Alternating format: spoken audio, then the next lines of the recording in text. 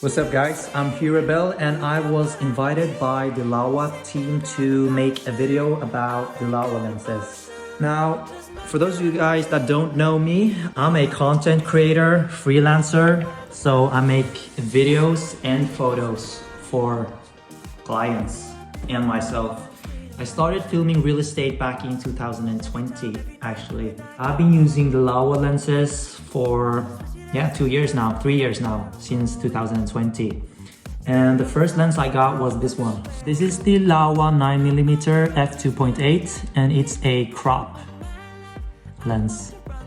This lens is a lens that I've been using since 2020 and it was the best investment that I made when I wanted to get into real estate videography. So I used this lens in combination with the crop sensor camera Sony a6500 and eventually my a7S III. I could still use this lens like this, but it will create a crop, so I would need to zoom in a little bit. It could still be usable, but instead I chose to buy the 12mm full frame lens. Look at the size difference. This is a crop lens, this is a full frame lens. Yeah, this is the lens that I've been using ever since whenever I film real estate. So Laowa was so nice that they sent me the 15mm, which I'm going to talk a little bit about and compare with the 12mm. Let's actually unbox this first. So let's try to unbox this. How do I open this box without breaking the box? This.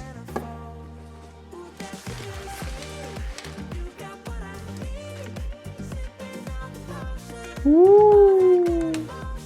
The 15mm is actually f2, so the f-stop is just a little bit lower than these two. And this 15mm is also a little bit smaller than the 12mm. You see the comparison? This is the 15, this is the 12. This is the 9mm. It's a little bit heavier than it looks like, just like these two, because it's not plastic. I think it's metal or something, but it's definitely not plastic. Okay, open this up.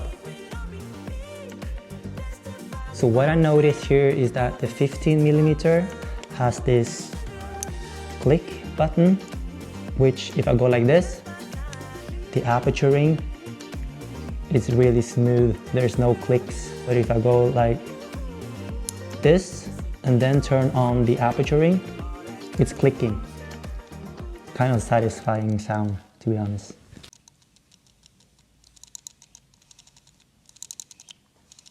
So whenever I film real estate, I don't manually adjust my aperture mid-shot. I just leave it on an aperture and then I use that aperture. But nice feature. And then we got the focus ring here, which is also pretty smooth. Now, whenever I film real estate, I never change the focus or the aperture while I do my gimbal move. I set it before I do my gimbal move and then I do the move. But anyways, let's compare this lens with the other lenses, okay? So back to my setup. So the setup that I'm currently having here is the RS3 mini gimbal, and this is the A7S III, and then we got the 2470, which I plan to compare with the other lenses. So 24mm is one of the most used wide angle focal lengths, right? So everyone kind of has 24mm. So I'm going to compare the 24mm with the 15mm. Turn this on, gimbal is on, boom, bada bam, boom. Okay, so right now I currently have my lens to 24 because that's the lens that most people have. And yeah, let's see how wide this lens is compared to the other ones. I'm going to start behind here.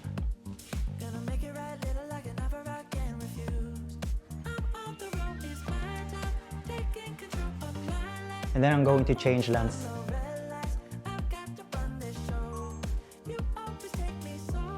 I mean, it's kind of balanced, okay? So let's just turn on the gimbal again. Okay, so it's really bright now, so I gotta adjust my settings. Right now it's at f2, so I'm going to bump it up to about f8. And then let's see the focus ring. So what I typically do with the focus ring is that I turn it all the way to infinity. Now it's all the way to infinity, as you can see, the red line to this infinity logo. So basically when you have this focus ring at infinity, everything should be in focus. So everything looks like it's in focus. All right. So how do this lens compare to the 24mm? This is 15mm, okay? Pretty wide. And what's great about using a wide lens like the 15mm is that you emphasize the space much more. You want to make the rooms appear larger than it is because that's really good for real estate. So let's do a couple gimbal moves and see the difference. This is the 15mm.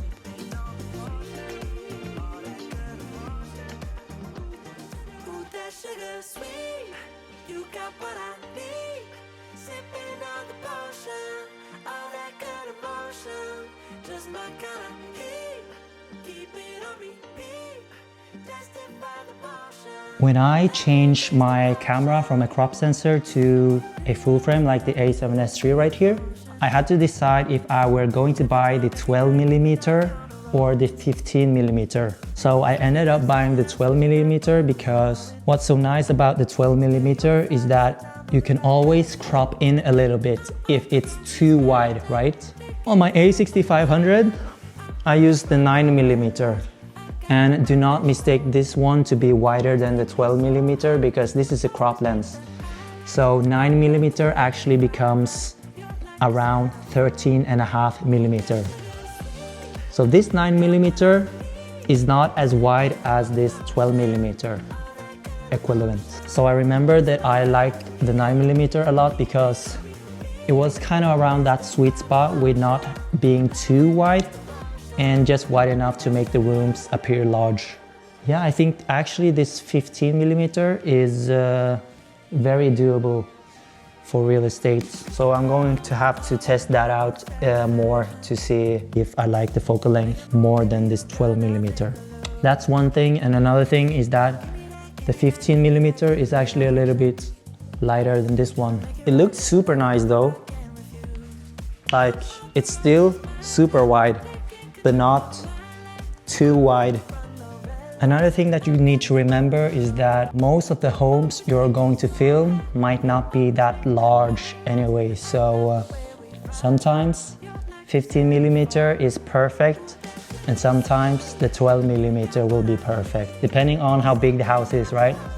But I would say something like a bathroom shot where there's not a lot of space, a 12mm Laowa is better than the 15mm. But let's actually use this setup in a bathroom and see how it looks. I'm going to change my aperture from 8 to 4, but there's no clicking sound, which I want, so I can toggle this thing up.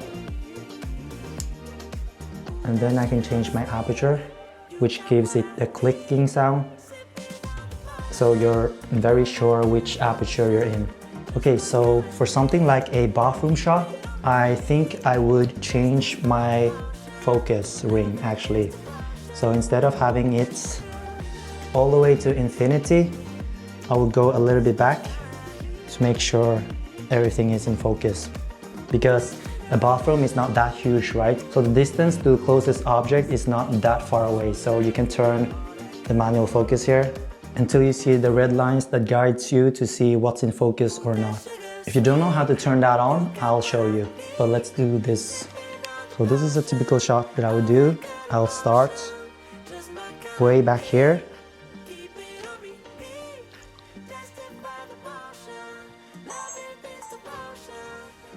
Starting here, backing up.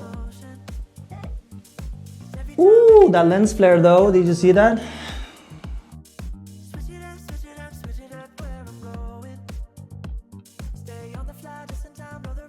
So I've been saying earlier that you can have your focus ring at infinity focus up here. Haven't been an issue for me. But the reason for that is that I use the 12mm. So if I were to have both my lenses at infinity focus, which means again that you turn this focus ring all the way to infinity, so everything should be in focus. So if I do that with both lenses, the 12mm will actually have more depth in focus, because the wider the lens, the more will be in focus even at the same aperture. So yeah, that's what's so great about using a super wide 12mm, because you could basically just turn your aperture at 2.8 and then set the focus to very near infinity, and most of it will be in focus. Almost the same with the 15mm, but you should double check, right? So to find the focus peaking, you go into your menu system and then yeah, autofocus, manual focus tab, peaking display, and turn on peaking level depending on how much you want it to help you to visualize what's in focus or not. You set it to whatever you like, but I have it in mid, and then peaking color red. As you can see, because I set the focus peaking on and the color to red, everything that's kind of red on the edges is where the focus is, right? So the focus is not on this lens, but on the background. So if I were to change my focus a bit to closer, the red outring is now on the lens, so this lens is in focus. So as you may know, all these Laowa lenses is a manual lens, but it has never been an issue for me to focus, because 90 to 95% of the time you can just set the focus to infinity and then go. Let's actually walk outside to see how well this lens does on the exterior. Weather is super beautiful, but it's also super cold here in Norway. So I'm just going to set my camera down like this.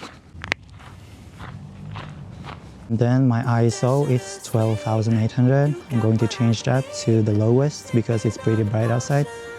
Shutter speed is 100 because I film in 50 frames per second. And then I'm going to change the aperture from 5.6 to 2.8. So I have my focus to almost infinity.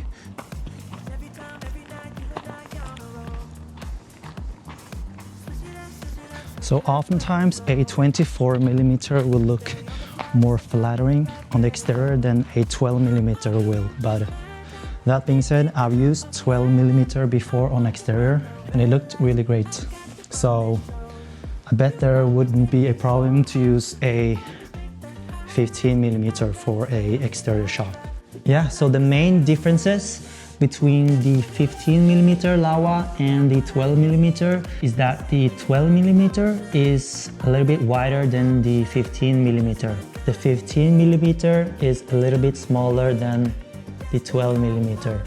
So this one goes down to f2.8, while this one can go down to f2, which lets in more lights whenever you need it. But I don't know which lens I were to choose if I had to choose one of them.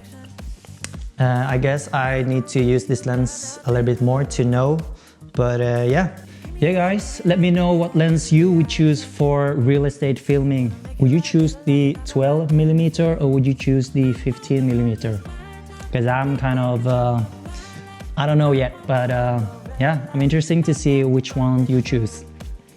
And if you have a crop sensor, then it's a no-brainer. Then you just get the 9mm, right? Look how tiny it is. This was one of the best investments that I got for real estate. Thank you, Laowa, for sending me the 15mm. I'm stoked to try it out more and see if I like it more than the 12mm. Yeah, so thank you, Laowa, for inviting me to test out the lens. And yeah, I see you in the next one. Peace.